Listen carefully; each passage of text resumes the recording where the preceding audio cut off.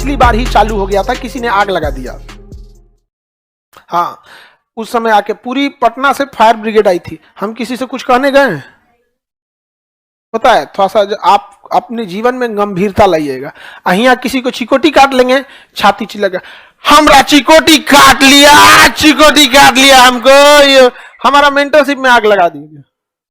हम बोलने गए, पूरा हर एक चीज जल गया उसमें से, A to Z चीज जल गया उसमें। पूरी बिल्डिंग 5 तल्ला। और रात को 11 बजे फायर ब्रिगेड आई थी। और फायर ब्रिगेड आने के बाद उसकी बड़ी वाली जो गाड़ियां आती है ना, बड़ी वाली फायर ब्रिगेड, वो अंदर नहीं घुस पा रही थी। बड़ी वाली जो ट्रक होती है उसमें जगह नहीं था, तो सड़क पे लगाया गया और उसमें पाइप जोड़ जोड़ के आग बुझाया गया था वहां पे। ये पीछे वाली बिल्डिंग में, यहाँ पे जो उस समय बीपीएससी वाले होंगे उनको पता होगा। यहाँ पे पूरा रात में आग बुझाया गया। आग बुझाते में एक तो ऐसे आग बुझा रहे थे, तब तक हम कहेंगे लाओ भैया हम भी पकड़ के बुझाते हैं, 4-5 फ्लोर है, तुम लोग बुझा। तो कह रहा है अरे प्रणाम सर। हम कह रहे किस बैच के हो? हम 18 बैच के फायर ब्रिगेड में था। सर में तो खुशी होती है भाई, जिनको पढ़ाएं वो हमें बचाने आ रहे हैं। आप लोग भी कभी ऐसे विकट परिस्थिति में आप लोग आएंगे, हमें भी खुशी होगी।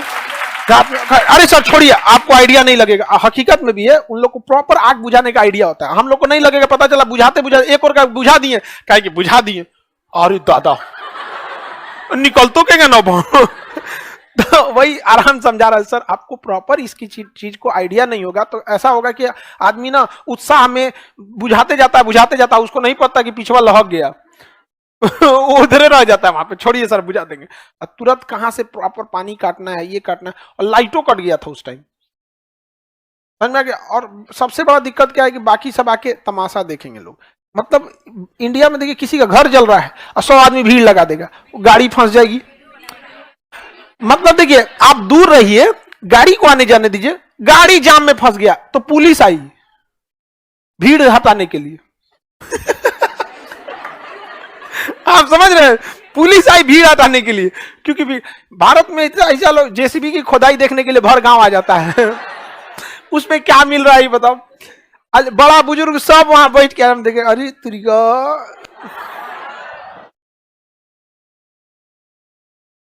तो ये तो मेंटरशिप की जो शिकायत थी ना, हम किससे कहें? अब जैसा हम लोग के जो शिक्षक बताए भी थे कि बाबू, जब हम लोग पढ़ते थे कि जीवन में गंभीरता रखना, कि अगर तुम, इनका यही कहना था कि तुम अगर चाहे जितने भी तकलीफ में हो, तुम्हारे बगल वाले को पता ना चले, और जब पता चले तो दंग रह जाए कि इतना तकलीफ में ये मुस्कुरा कैसे रहा। और अगर बुलंदी पे चले जाओ तो इतनी बुलंदी पे जाओ, इतनी शालीनता से रहे कि तुम्हारे बगल वाले को पता चले तो फिर दंग हो जाए, यार इतना बड़ा आदमी मेरे बगल में बैठा था, हमरा पते नहीं चला। यार हाई जो खदाने वाले होते हैं सब ना, ये खदाने वाले ये कोनो काम लायक नहीं होते हैं। सो यहाँ पे हमेशा तनी सा बुलंदी पे बोलते हैं, बड़े कमबख्त हैं ये गुब्बारे, चंद सांसों में फूल जाते हैं, थोड़ी सी ऊंचाई पाकर अपनी औकात भूल जाते हैं।